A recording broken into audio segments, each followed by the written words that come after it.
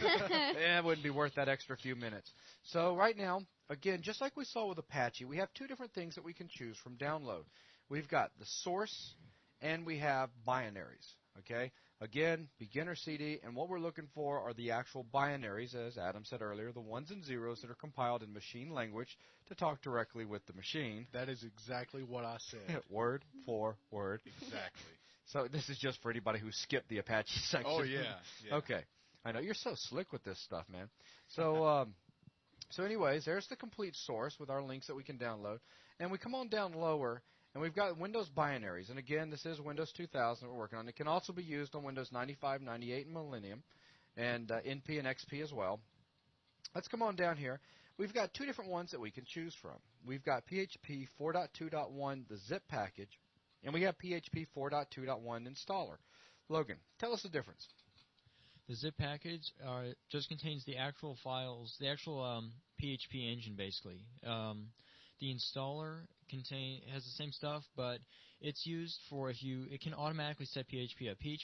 The web server has to be configured to use PHP, and you would use the installer to configure it. Right now, I don't think they have the installer working with Apache, so we're just going to use the zip package and configure PHP with Apache ourselves. Absolutely. The installer would be like if you had like IIS. Yeah. It is capable of auto configuring for IIS. So you might want to use the installer if it would be just a little faster. So for those of you sitting out there that are going, IIS,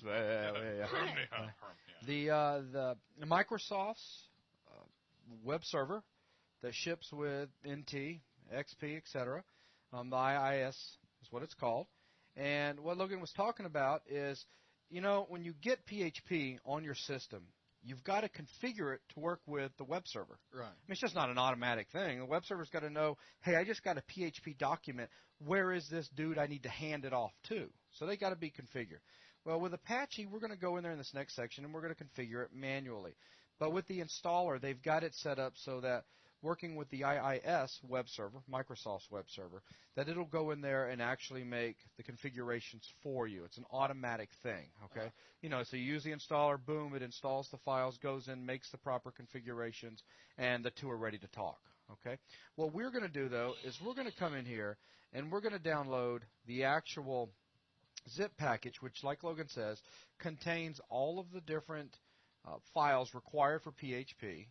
And all we have to really do is just unzip them to a specific area, and we're ready to go. Well, after we configure it, of course, but there's no install or setup.exe that we'll actually be executing. So you just come in here, click this, and do a save as, and pick where you'd like to save it to. Now, of course, we've already got the file. Let's just bring it on over here onto our little desktop. We've already got the file downloaded, so there it is, PHP 4.2. .1 win32.zip. So there we are again with another win32 file. So we'll go ahead and open up the zip file. And now you'll notice if we go ahead and take a look all the way over here to the right that we do have a path. Okay, so we got all the proper paths.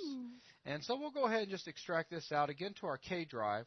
So I'll simply come over here to extract, and we'll come on down and select the root of K, which is going to be this drive right here.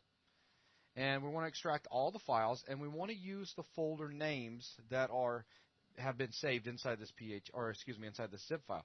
So I'll go ahead and hit extract, and so there it goes, extracting all the good stuff out. What does PHP stand for? Where do babies come from? You tell me. Pink, honey. No, I don't know. Personalized homing precision. Oh, I don't care you're anymore. in charge. Nope, you're in charge of telling me that for the configuring section. Okay. You'll tell our viewers that. So you got to go do some homework. So Okay. we'll go ahead and close this down. If we come up underneath our K drive now, you'll see there's the PHP folder with all of the files up underneath it for PHP. Okay. The first thing I want to do, since we're going to be using the name of this folder and configuring with Apache, is I'm just going to come in here and rename it. So I'll just rename it PHP, and that'll work for me. Does that work for you, Logan? Yep, that's good. That's what I do. And now if we go ahead and come in here, you're going to find inside the PHP folder, you're going to find an install.txt file. We come in here and we can open it up. And no, you don't want to open it in that. Let's go ahead and open it in Notepad. There we go. And inside here, you're going to find a bunch of different information regarding the install and a couple of things that we're going to talk about in the next section on how we can configure this with Apache. So make sure you read through here, a lot of good information. But go ahead and go on to the next section, and you'll see what's going to be required to configure this thing to work with Apache. We do have to move one file. We do, but let's go ahead and save that one for the configure thing. Okay. So is configure next? So, yeah, configure is So next. that's when I tell everyone. So that's pretty much it, okay? Yes, that would be it For just simply Just installing. I getting mean, it's the- just a yeah, matter of just- getting the zip file and unzipping it. Sounds pretty darn easy. Yeah, Just- it's easy. It literally is just that easy. All right, well, that's it. Thanks, guys.